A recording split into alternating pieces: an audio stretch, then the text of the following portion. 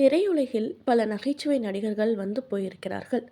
அதில் சில பேர் மட்டும் தங்களது தனித்துவமான திறமையால், வித்தியாசமான காமெடி செய்யும் பாணியால் ரசிகர்களின் மனதில் இடம்பெற்று நீண்ட நாட்கள் நிலைத்து நின்றிருக்கிறார்கள்.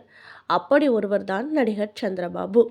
அதே சமயம் சினிமாவில் ஹீரோவாக நடிப்பவர்களை விட காமெடி நடிகர்கள் பலரிடம் ஈகோவும் அகம்பாவமும் அதிகமாக இருக்கும் என்று பல படங்களில் பணியாற்றியவர்கள் பேட்டிகளில் சொல்வதை கேட்டிருப்போம். இப்போது சந்திரபாபு மற்றும் எம்ஜிஆர் இருவர் தொடர்பாக நடந்த ஒரு விஷயத்தை, அதில் இவ்வளவு நாட்களாக மறைக்கப்பட்டு வந்த ஒரு உண்மையை வெளியே வேறு விதமாக சொல்லப்பட்டு வந்த ஒரு தகவலை இந்த வீடியோவில் பார்க்கலாம். சந்திரபாபுவும் மற்ற நடிகர்களைப் போலத்தான் வாய்ப்புக்காக சிரமப்பட்டு கொஞ்சம் கொஞ்சமாக முன்னேறி ஒரு மிகப்பெரிய இடத்திற்கு வந்தார். எம்ஜிஆர், சிவாஜி என இரண்டு மிகப்பெரிய ஹீரோக்களுடன் நண்பராக இணைந்து நடிக்கும் வாய்ப்பையும் பெற்றார்.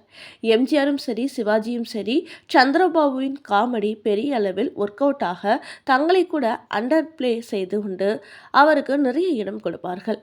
காரணம், அந்த காட்சி நன்றாக வர வேண்டும், சந்திரபாபுவின் திறமை வெளியே தெரிய வேண்டும் என்றுதான். அப்படி சந்திரபாபு நன்கு வளர்ந்து வந்த காலகட்டத்தில் அவருக்கு ஒரு சினிமா தயாரிப்பாளராக மாறி படம் இயக்கும் ஆசையும் வந்தது. அப்படி அவர் தட்டுங்கள் திறக்கட்டும் என்கின்ற ஒரு படத்தை இயக்கி வெளியிட்டார். அந்த படம் சுமாராகத்தான் ஓடியது. ஆனாலும் அப்போது அவர் எம்ஜிஆரின் படங்களில் அதிகம் நடித்து வந்ததால் எம்ஜிஆரிடம் எனக்கு ஒரு படம் நீங்கள் நடித்து தாருங்கள் என்று கேட்டார்.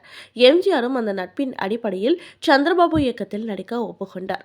மாடி வீட்டு ஏழை என்கின்ற பெயருடன் அந்த படத்தின் படப்பிடிப்பும் துவங்கியது. ஆனால் முதல் நாள் படப்பிடிப்பில் மதிய உணவுக்காக வீட்டுக்கு சென்ற எம்ஜிஆர் மீண்டும் படப்பிடிப்புக்கு திரும்பவில்லை. ஒரு நாள் படப்பிடிப்போடு அந்த படம் அப்படியே நின்றுவிட்டது. அதற்கு என்ன காரணம் என கொஞ்ச காலம் முன்பு வரை சொல்லப்பட்டு வந்தது என்றால், சந்திரபாபு வைத்த கேமரா குணங்களை எம்ஜிஆர் மாற்றினார். அது சந்திரபாபுவுக்கு பிடிக்கவில்லை.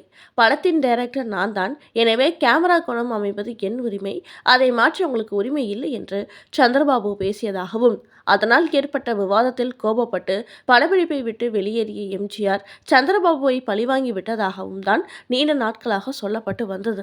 ஆனால் நடந்த உண்மை வேறு என்பதை அந்த படம் தொடர்புடையவர்கள், மேலும் எம்ஜிஆரின் கதை இலாகாவில் பணியாற்றியவர்கள் வெளிச்சத்திற்கு கொண்டு வந்ததால் தான் என்ன நடந்தது என்பது தெரிய வந்தது.